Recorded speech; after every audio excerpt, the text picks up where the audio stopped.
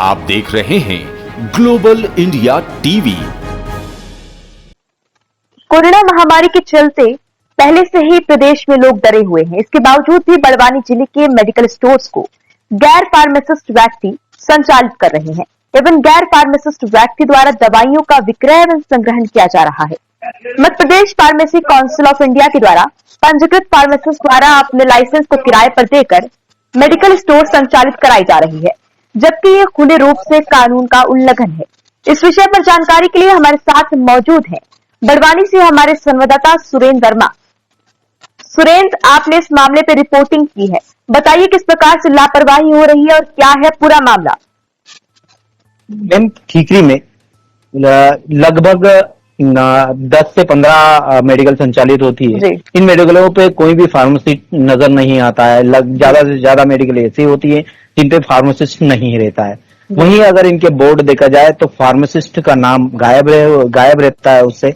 वहीं देखा जाए तो 10वीं से 12वीं पढ़ा हुआ लड़का या ग्रेजुएशन करा हुआ लड़का जो मेडिकल के बारे में कुछ जानता नहीं है वो संचालित कर रहे हैं यहाँ पर।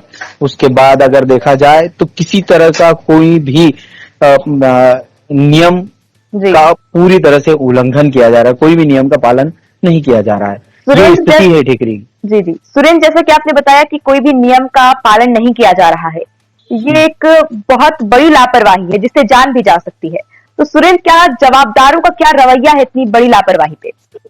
मैम, यहाँ पर अगर देखा जाए तो बड़वानी जिले के ड्रग इंस्पेक्टर है गीतम पटौदिया जी, उनसे फोन लगाने पर चर्चा करने की कोशिश की गई है। एक बार चर्चा होने पर उन्होंने कहा है इसकी मेरी पूरी जानकारी नहीं है इस चीज की, और दोबारा जब इस चीज के लिए फोन लगाया गया है कि क्या हुआ है मैम, किसी प्रकार कोई कार्रवाई हुई है, किसी प्रकार कोई जानकारी ली गई है, तो उन्होंने फोन ही नहीं रिसीव किया।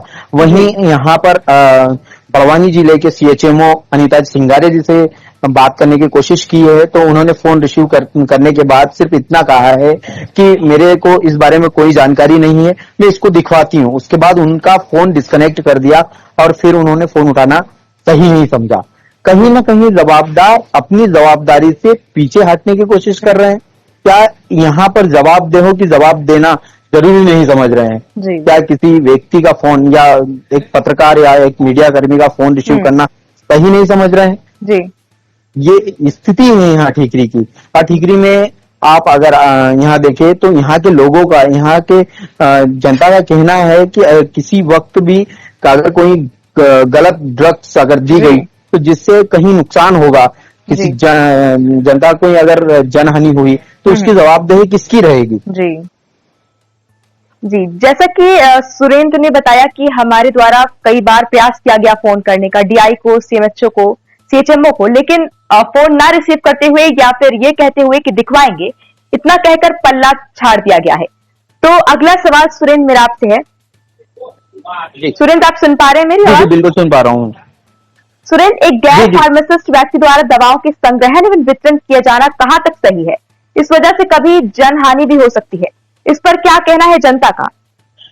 जनता का तो सीधा सीधा कहना है कि अगर हम फार्मासिस्ट अगर होता है और सही दवाई मिलती है तो हम सही समय पर उसको लेकर सही समय पर अपनी बीमारी को कवर कर सकते हैं। लेकिन कहीं फार्मासिस्ट न होने की वजह से अगर हमको दवाई दी गई है और उसका रिएक्शन हुआ, किसी प्रकार अन्य शरीर में, बॉडी में कोई रिएक्शन हुआ या फिर उसकी वजह से हमारे परिवार या हमारे रिश्तेदारों की जान चली गई, तो इसका जवाबदेह कौन होगा? वहीं देखा जाए तो मेडिकल पे 10वीं से 12वीं पढ़े हुए लड़के ही दवाइयां दे रहे हैं और ले रहे हैं। वहीं यहाँ की जनता का कहना है कि जब हम दवाई खरीदने के लिए जाते हैं तो किसी प्रकार भी हमको बिल नहीं दिया जाता है, बस ये कह दिया जाता है कि दवाई हो गई है अब जा सकते हैं। बिल मांगते हैं तो मना किया जाता है। क्या लगता है सुरेंद्र, क्या लगता है कि बिल ना दिए जाने के पीछे का क्या कारण हो सकता है? क्या लगता है? कई कारण आते हैं। अगर बिल नहीं दिया जा रहा है तो क्या ड्रग जो दी जा रही है वो सही है या नहीं? बिल क्यों नहीं दिया जा रहा है? ड्रग मतलब बिल दिया जाता तो ड्रग का नाम आता या फिर उसकी कीमत, सही कीमत आती। तो बिल नहीं दिया जा रहा है या मतलब ड्रग कहीं ना कहीं गलत दी जा रही है, यानी कि ये अपने आप में घोटाला है। हाँ, जो ड्रग की डिमांड है वो ड्रग न देते हुए उसे जी। चेंज करके, पैटर्न चेंज करके ड्रग दी जा रही है। जी। ये मामला आ रहा है, कहीं ना कहीं ये समझ में आ रहा है। जी, ये एक बहुत ही गंभीर समस्या है, लेकिन जो जवाबदार हैं वो हाथ पे हाथ धरे बैठे हैं या फिर फोन कट कर दे रहे हैं। तो क्या इसका क्या उपाय हो सकता है, क्या क्या करना होगा, क्या उपाय निकलेगा इस चीज का? मैम कहीं ना कहीं प्रशासन ने इसको बहुत गहराई से और गहन चिंतन करना चाहिए, इसका कहीं ना कहीं कठोर कार्रवाई कर यहाँ सही तरीके से मेडिकल संचालित करवाना चाहिए। और अगर ये नहीं हो रहा है तो ये जनता के साथ खिलवाड़ हो रहा है।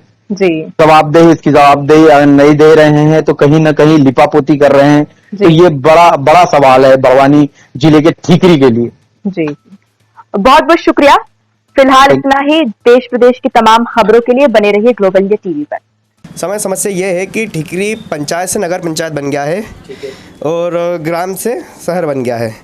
तो आज ये ठीकरी की स्थिति है कि मेडिकलों पे जिनके नाम से लाइसेंस है वो नहीं दवाइयाँ दे रहे और जो जिन्होंने 10वीं 12वीं पास करके रखी है वो आज बैठे हुए हैं। हम मांगते हैं सर दर्द की गोली तो वो देते हैं पेट दर्द की गोली।